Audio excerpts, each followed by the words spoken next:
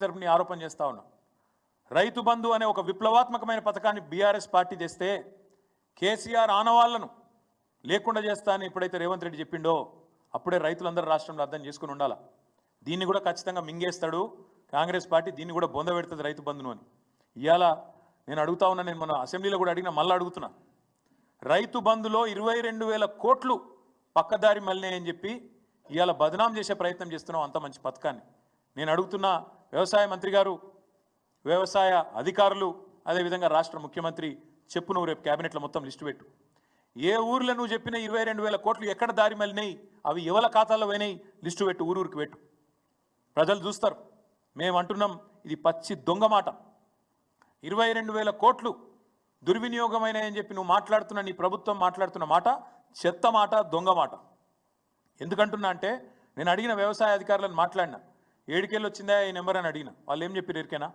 Sir ఏం లేదు sir, ఇప్పుడు పత్తి రైతుంటాడు, కంది రైతుంటాడు, చెరుకు రైతుంటాడు, పసుపు రైతుంటాడు, పోడు భూములు చేసుకునే రైతులు ఉంటారు.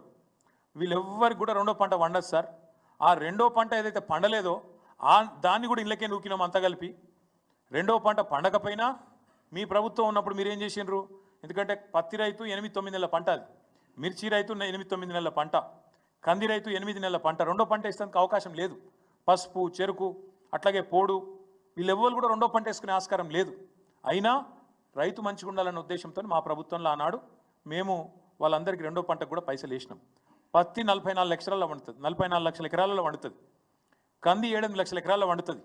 మిర్చి 6-7 లక్షల ఎకరాలు వండుతుంది. అదేవిధంగా మన చెరుకు, అదేవిధంగా పసుపు 2.5-3 లక్షల ఎకరాలు వండుతుంది ఇవాళ తెలంగాణలో. మరి వీళ్ళందరికీ రేపు ఎగ్గొడతావా?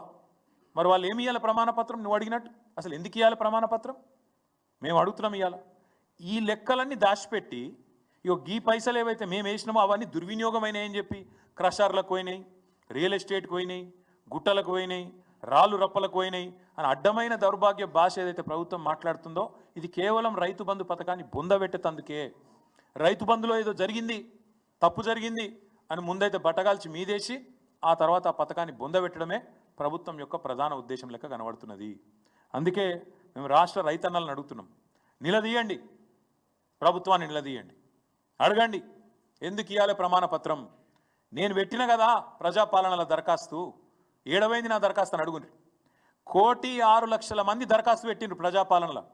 మరి మొత్తం వివరాలు నీ ప్రభుత్వం కాడ ఉండాలి కదా. మరి ఎక్కడ పోయినాయి ఇప్పుడు ఆ వివరాలని? మళ్ళీ ఎందుకు అడుగుతున్నావు? ఎన్నిసార్లు అడుగుతావు? ఇప్పటికే 12 సీజన్లు కేసీఆర్ ప్రభుత్వం వేసింది కదా రైతు బంధు. మరి ఆ ఖాతాలన్నీ నీ దగ్గర ఉన్నాయి కదా. 70 లక్షల మంది ఖాతాలు నీ కాడున్నాయి. 80,000 కోట్లు ఆల్రెడీ ఖాతాలలో పడ్డాయి. వాళ్ళు ఎవరో నీకు ఎరికే, వాళ్ళ సర్వే నెంబర్ ఎరికే, వాళ్ళ మొత్తం విస్తీర్ణం ఎంత, పొలం ఎంత, ఎవరికి ఎంత ఉన్నది అన్నీ తెలుసు నీకు. తెలిసి కూడా ఇవాళ మళ్ళొక్కసారి నువ్వు ఈ ప్రయత్నం చేస్తున్నావంటే ఖచ్చితంగా ఇవాళ కటింగులు పెట్టేందుకు, ఎగ్గొట్టేందుకే అనేది స్పష్టంగా కనబడతా ఉన్నది. అందుకే మేము రైతులను అంటా ఉన్నాం, నిలదీయండి ప్రభుత్వాన్ని, అడగండి. ఏమడగండి? ఈ పోస్టర్లు ఊరూరా వేస్తాం.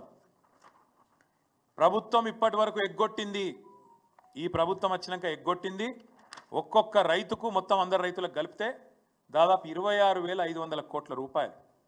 పోస్టర్లు ఊరూరా వేస్తాం. చెప్పు సమాధానం ఒక్కొక్క రైతుకు. నువ్వు చెప్పిన ప్రకారం ఏమన్నావు? నువ్వు అన్నాడు డిసెంబర్ 3కు ముందు తీసుకుంటే 5,000, డిసెంబర్ 3 తర్వాత తీసుకుంటే 7,500 ఎకరానికి.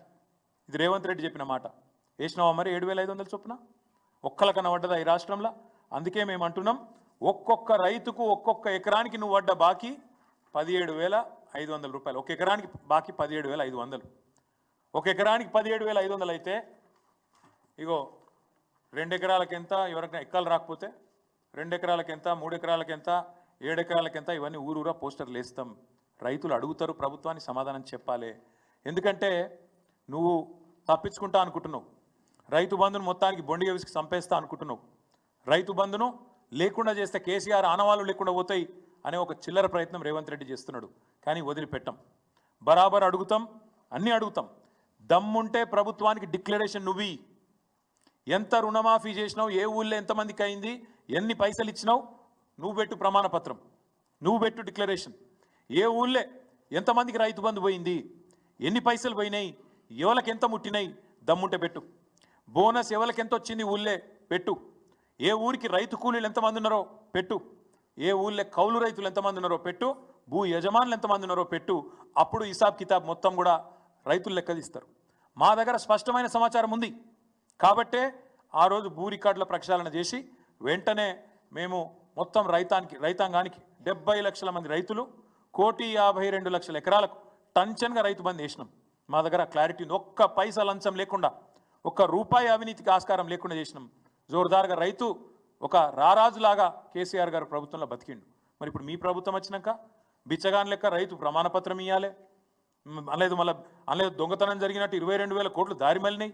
ఎవరికి పోయినా 22,000 కోట్లు చెప్తావా? దమ్ముందా ఈ ప్రభుత్వానికి? ఎక్కడ పోయినా 22,000 కోట్లు చెప్తాందుకు? పెట్టు, లెక్క పెట్టు.